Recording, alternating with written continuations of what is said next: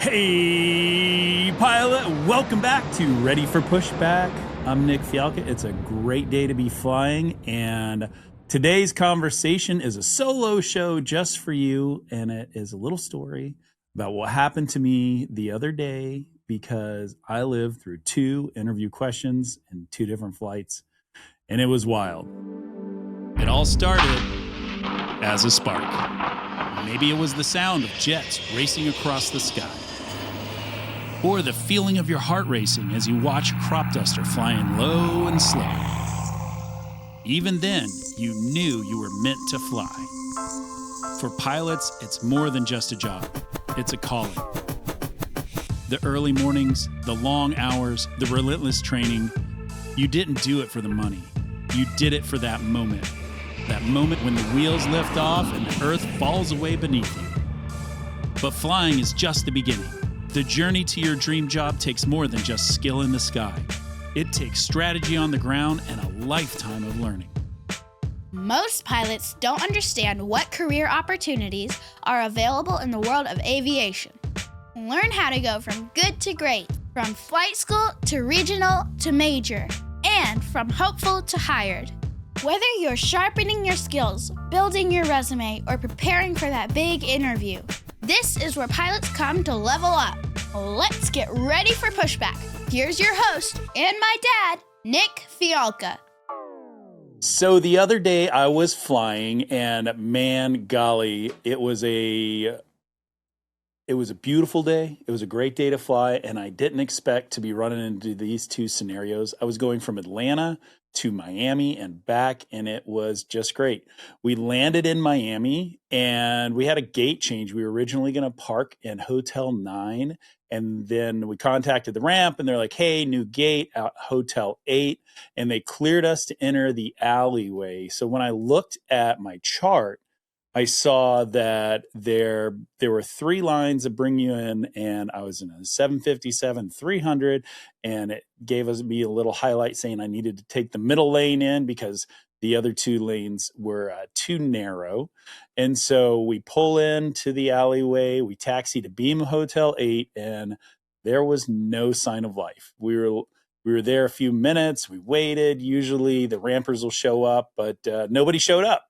And so what did we do? We called operations and we asked like, hey, we're still waiting on rampers. And when we called ops, they said, oh, you're at the wrong gate. We need you back at Hotel 9. Now, here's the problem. Hotel 9 is 1 alleyway over from where we were. And so since it's on the separate alleyway, we were kind of just stuck there, and we're like, okay, how do we get around over out of where we are to the other alleyway so we can get parked? We took a look at the airport diagram, and if you do take a look at the airport diagram, you'll see where Hotel 8 is, and you'll see Hotel 9's directly across from it. But we were nosed in. We were nosed in tight, and I want you to think about it for a second. Like, what would you do if you're in an alleyway and they want you to taxi to somewhere different, and you kind of can't? What are you gonna do? Well, here's what I was thinking about. First off, I'm in a 757-300. That plane is 178 feet long, and the wings are 124 feet wide. And from the cockpit, you can't see the wings. You can't. And so I asked ramp, I'm like, hey, can you just send out a tug and lock up to us and turn us around, and then we can taxi out? And they told me, hey, don't worry about it. Just do a U-turn. And if you are in an alleyway like that, it was just absolutely no way, absolutely not could we ever do that.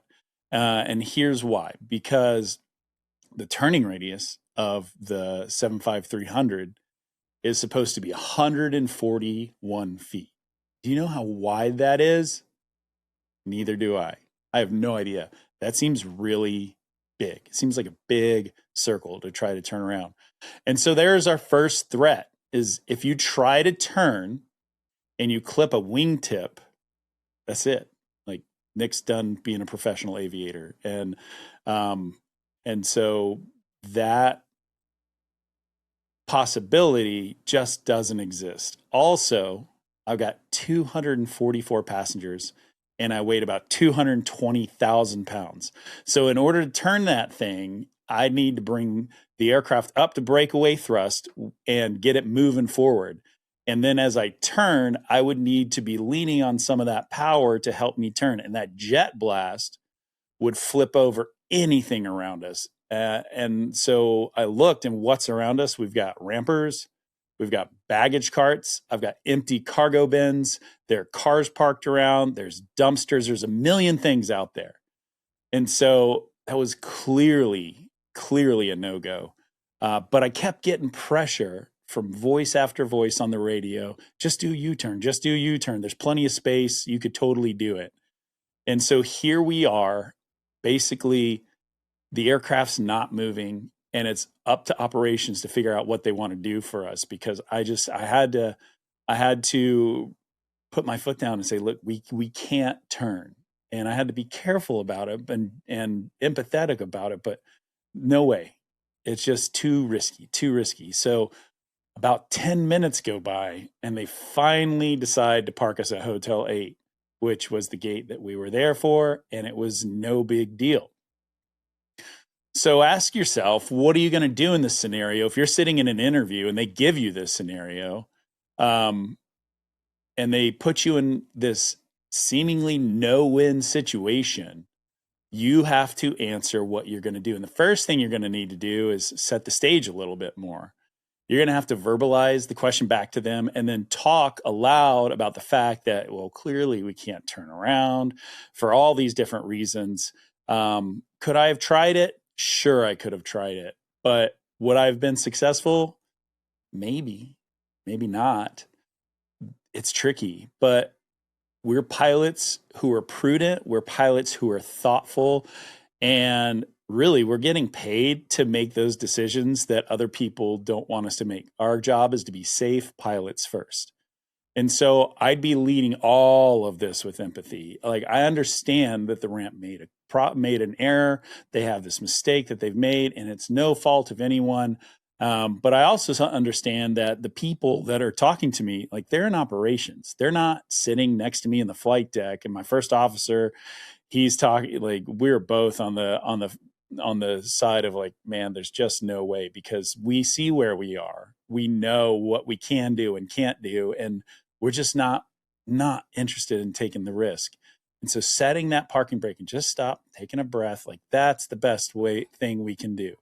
And so they also, in operations, they don't have the experience to know that a U-turn is not the safest route out.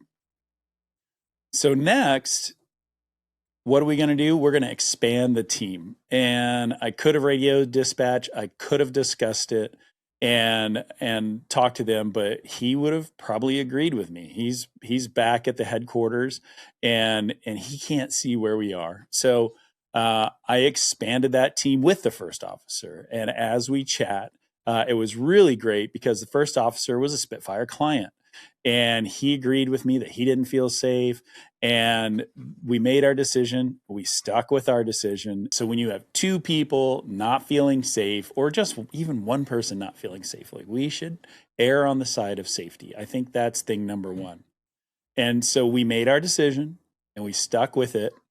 And, it's tricky because everybody in that plane, they want to be in the terminal, me included. I want to go get an empanada. I need a cortado. I just want to get parked. And so now we're waiting on the team to coordinate everything. And once we parked, we all breathed a sigh of relief and we moved on to the next flight because we just parked, got to jet bridge. Everybody was happy. I'm sure it probably threw a wrench through what ops had planned, but it is what it is. And that's okay.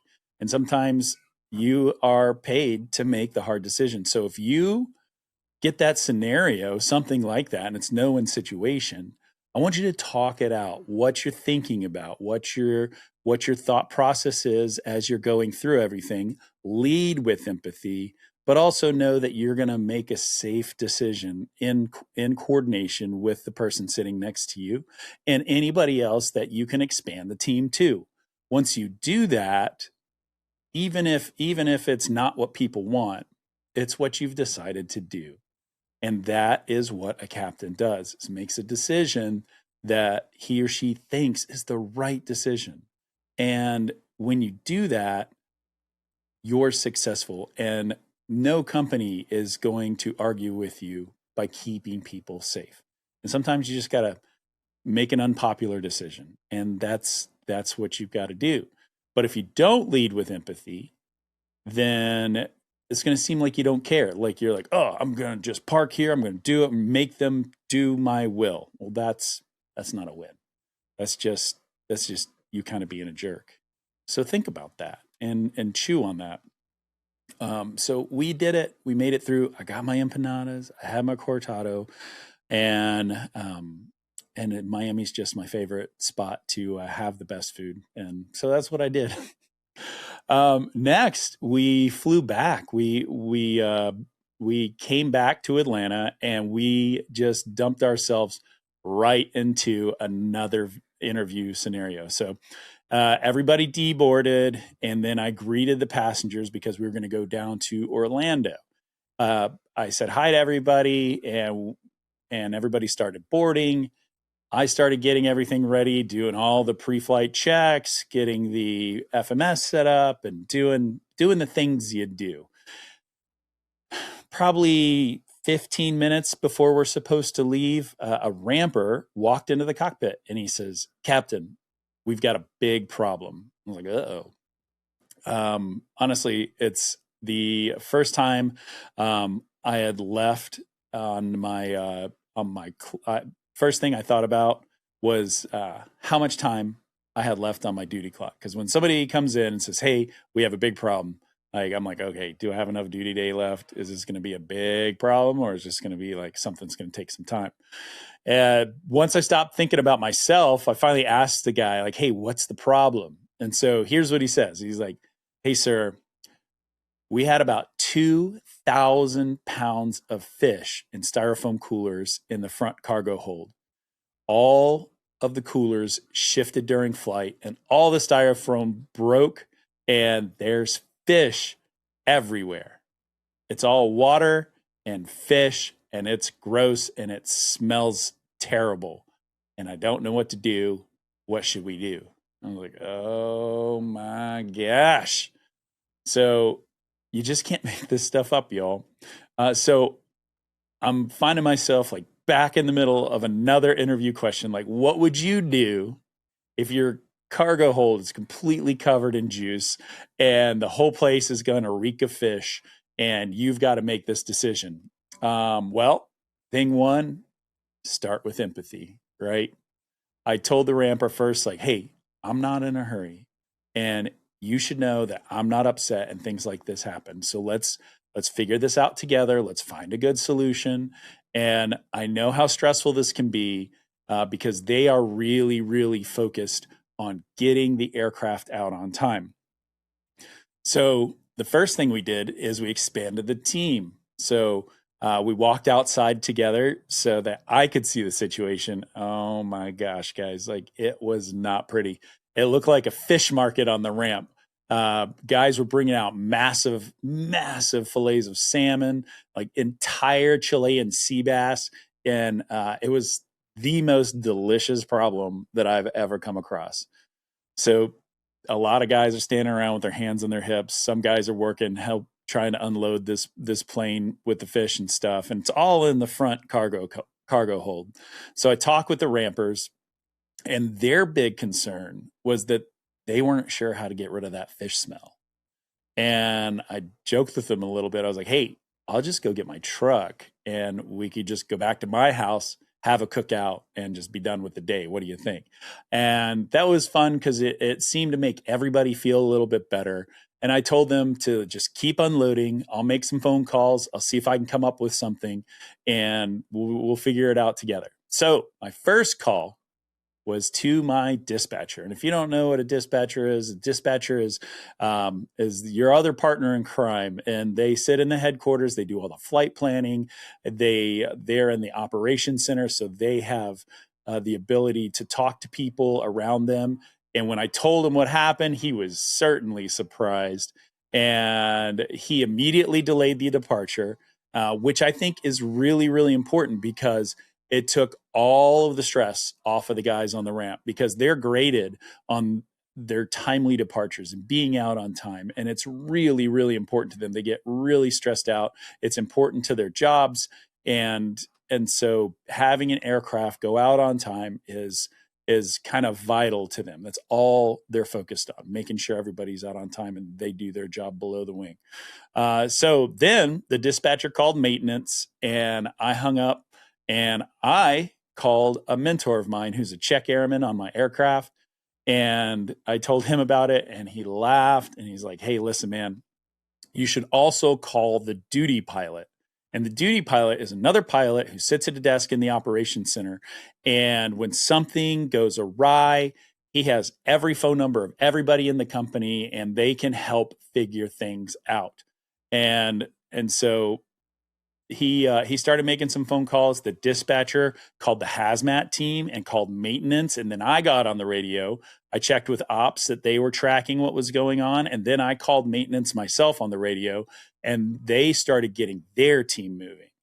Last thing I did is I made an announcement to the passengers and I explained clearly what was going on. I told them, hey, if you're sitting on the right side, like you can look out right now and you will see stacks of fish. And I gave a lot of empathy their direction and I apologized for the inconvenience. And I told them like, hey, listen, my number one goal is to make sure that it's a pleasant flight for you. And so I know people can be frustrated. And if you are frustrated, I want you to come talk to me. And I want to let you know that if you are upset, I am the person that you can talk to, and I'll be right here. And give my flight attendants a little bit of grace, give them a break. It's not their fault, and that really seemed to work. That worked really, really well.